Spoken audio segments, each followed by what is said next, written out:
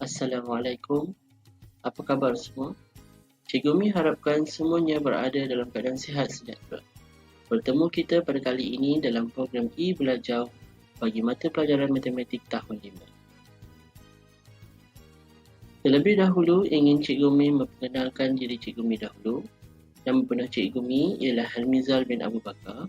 Cikgu Mi adalah merupakan salah seorang guru matematik di Sekolah Kebangsaan Kalang Balak, Masjid Tanah Melaka.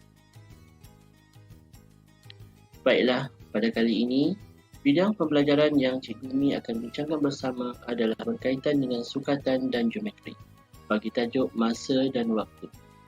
Untuk bahagian pertama ini, kita akan bincangkan tentang perkaitan dalam masa iaitu bagi standard 4.2. Baiklah anak-anak, sebelum Cikgu teruskan tentang perkaitan masa, Cikgu Mi ingin berikan 2 tips penting yang sangat membantu kita dalam topik perkaitan masa ini. Iaitu, yang pertama, kita perlu hafal unit hubungan masa. Dan yang kedua, kita perlu tahu operasi yang akan kita gunakan dalam menentukan hubungan unit masa ini. Baiklah, paparan seterusnya nanti Cikgu bawakan kepada kamu semua hubungan unit masa dan apakah operasi yang akan kita gunakan dalam setiap hubungan unit masa. Baiklah, hubungan unit masa yang pertama ialah antara jam dan minit. Jam ke minit, 1 jam adalah bersamaan dengan 60 minit ataupun 60 minit bersamaan dengan 1 jam. Baiklah, apakah operasi yang kita akan gunakan bagi menukarkan jam kepada minit? 1 jam bersamaan dengan 60 minit, kita perlu darab dengan 60. Baiklah, bagaimana pula dengan minit kepada jam? Kita perlu bahagi dengan 60. Perlu kita ingat bahawa unit besar tukar kepada unit yang kecil, kita perlu darab, dan unit yang kecil kepada unit yang besar kita perlu bahagi. Baiklah, seterusnya hubungan unit masa yang kedua ialah hari kepada jam. 1 hari adalah bersamaan dengan 24 jam, iaitu 1 kitaran lengkap siang dan malam. Maka 24 jam pula adalah bersamaan dengan 1 hari. Itu adalah hubungannya. Bagaimana dengan operasi? Baiklah, untuk menukarkan hari kepada jam, kita perlu darab dengan 24. Manakala, jika nak menukarkan jam kepada hari, kita perlu bahagi dengan 24.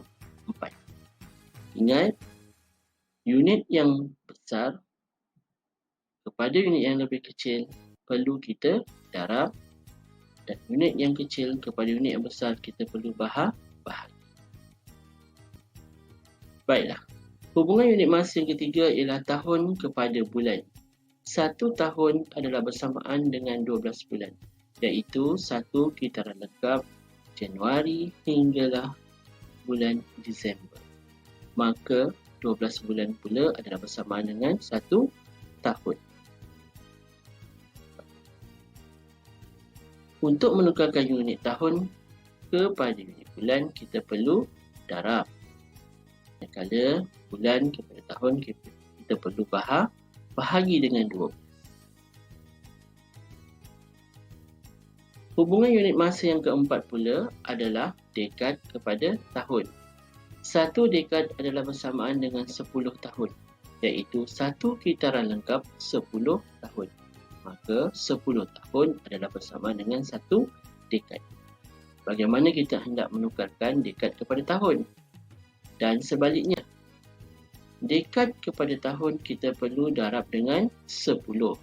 Manakala tahun kepada dekad kita perlu bahagi dengan 10. Ya, hubungan unit masa yang kelima ialah abad kepada dekad. 1 abad adalah bersamaan dengan 10 dekad, iaitu kitaran lengkap 10 dekad. Ke 10 dekad pula adalah bersamaan dengan 1 abad. Itu adalah hubungannya. Baiklah, untuk penukaran unit, abad kepada dekad kita perlu darab dengan 10. Ada dekad pada abad kita perlu bahagi dengan 10. Seterusnya, hubungan unit masa yang keenam iaitu yang terakhir ialah abad kepada tahun. Satu abad bersamaan dengan 100 tahun, iaitu satu kitaran lengkap 100 tahun. Maka 100 tahun adalah bersamaan dengan satu abad. Seterusnya, bagaimana kita nak menukarkan unit abad kepada unit tahun? Satu abad nak tukarkan kepada unit tahun, kita perlu darab dengan 100. Manakala tahun kepada abad pula, kita perlu bahagi dengan 100.